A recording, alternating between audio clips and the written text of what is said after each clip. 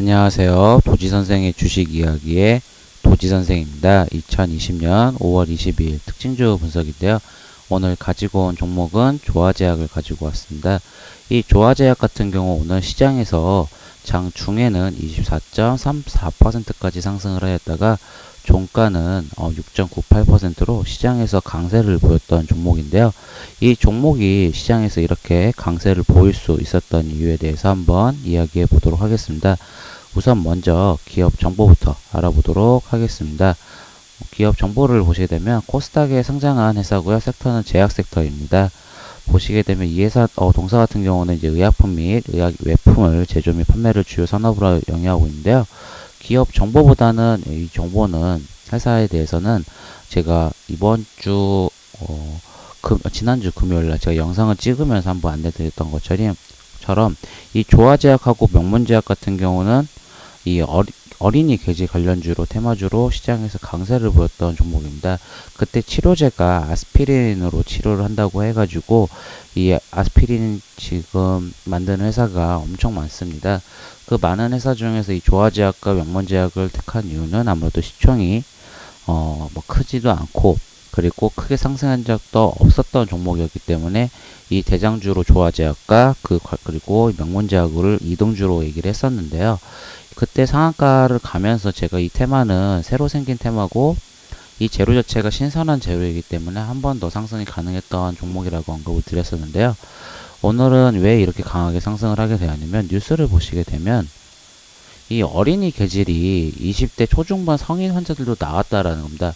이 어린이 계질 환자 자체가 이 계질이라는 재료는 지난주 금요일 처음 나오고 나서 신선한 재료였는데 이 어린이 계질이 20대 환자까지도 번졌다는 겁니다. 결국은 이 재료가 새로운 재료로 조금씩 업데이트가 되다 보니까 이 재료에 대해서 결국은 더 크게 상승할 수 있었던 거라고 보시면 좋을 것 같습니다.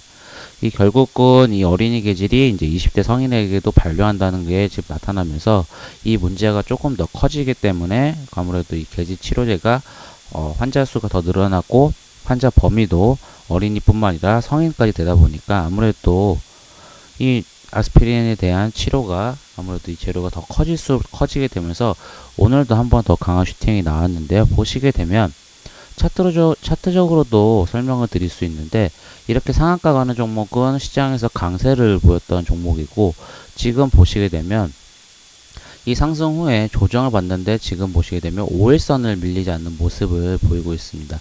결국은 이렇게 5일선 밑으로 밀리지 않고 지지되는 모습을 보이는데 이 거래량이 터지고 나서 지금 보시게 되면 이 거래량이 급격하게 줄어든 모습을 보이고 있습니다. 이 3일 동안 이 거래량이 줄었다는 거는 자체가 시장에서 이제 살 사람과 팔 사람은 다 없다, 팔 사람은 다 팔았다 생각하고 한 번 더 튀게 되는 모습을 보이는데요.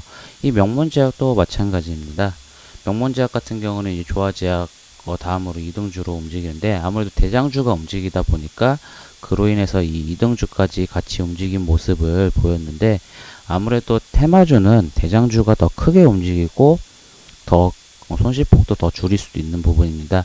아무래도 거래량 자체가 조화제약이 훨씬 더 컸던 부분도 있고 그리고 더 크게 움직이기 때문에 조화제약 그리고 뭐 고려제약도 이 어린이 관련주 이 계질 관련주로 지금 시장이 엮였는데 확실히 이 대장주가 역할이 더 크다고 보실 수 있습니다. 이 고려제약 같은 경우는 보시게 되면 많이 올랐던 종목이었던 부분이 있었기 때문에 아무래도 시장에 좀 덜 크게 영향받는 부분도 덜 영향받는 것도 있고요. 재료에 대해서 그리고 이렇게 많은 매물대가 있었기 때문에 아무래도 상승이 제한이 되고 그로 인해서 조화제약이 훨씬 더 큰 모습을 보입니다. 결국은 오늘 이렇게 상승하였다가 종가로 마무리가 되었는데요.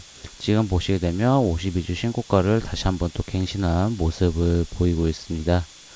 결국은 이 어린이 계질 관련주가 더 크게 상승을 하였는데 오늘 신고가를 찍고 다시 내려왔는데 결국은 지금 이 어린이 계질 관련주가 이 환자가 더 도덕적으로는 문제 있지만 환자가 확진이 더 된다고 하면 더 추가적인 상승이 나올 수가 있지만 이 같은 재료가 계속 머물고 있거나 아니면 지금 미국과 유럽에서 지금 번지고 있는데 이게 아시아나 우리나라에 혹시라도 발병하게 되면 더 한번 강한 슈팅이 나올 수 있기 때문에 우선은 이 환자들의 확진자가 얼마큼 번지느냐, 그리고 국내에서 발병하느냐, 이 문제에 따라서 이 조화제약의 흐름도 움직일 것으로 보고 있습니다.